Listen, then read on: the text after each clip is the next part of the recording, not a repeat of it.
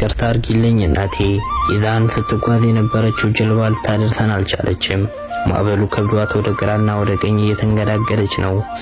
እንድሞት እንኳን ፍላጎት አልነበረኝም። ካሰብኩት ደርሼ ልደውልልሽ እንጂ የኔን መርዶ ልትሰሚ አስቤው አላውቅም እናቴ። ባህር ግን ጨካኝ ነው።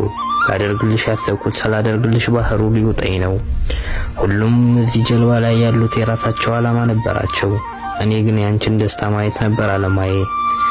ይቅርታ በቃ እናቴ። ጀልባዋ ግማሽ የሚሆን በውሃ እየሞላች ነው።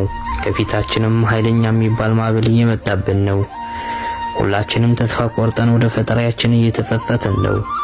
መርዶ የኔ ሲነገርሽ አደራሽን እናቴ፣ ካለ ህመም ላይ እንዳትወድቂ።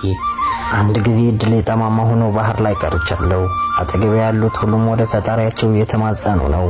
በቃቸው በይ እናቴ፣ በእኔ እንዳታዝኝ። አንዴ ሄጃለሁ፣ ከኔ ኋላም እንዳይከፋሽ እናቴ። ሁሉም እንዳሰብነው አልሆነም። ያሰብነው ብዙ ነበር። ሆኖም ግን ተስፋ እንዳትቆርጭ እናቴ፣ ይቅር በይኝ። በሚኪዶባ እናቴ፣ ኪራዩ አለብኝ የ9 ወር ቤትሽ። ዋጋውን አላውቅም አንቺም አልተናገርሽ። ሰዎችን ጠይቄ ያውቁት ይሆን ብዬ ተከፍሎ ያልቃሉኝ ብድሯ የምዬ ውስጥሽን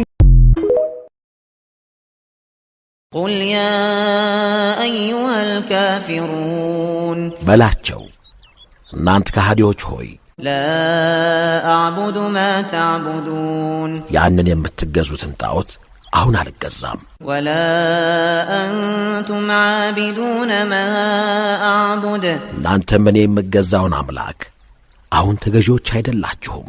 ولا أنا عابد ما عبدتم እኔም ያንን የተገዛችሁትን ወደፊት ተገዢ አይደለሁም። ولا أنتم عابدون ما أعبد እናንተም እኔ የምገዛውን ወደፊት ተገዢዎች አይደላችሁም።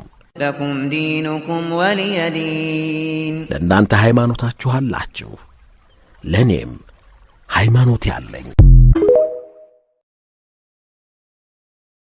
إن الذين آمنوا وعملوا الصالحات كانت لهم جنات الفردوس نزلا خالدين فيها لا يبغون عنها حولا قل والتين والزيتون وطور سينين وهذا البلد الأمين لقد خلقنا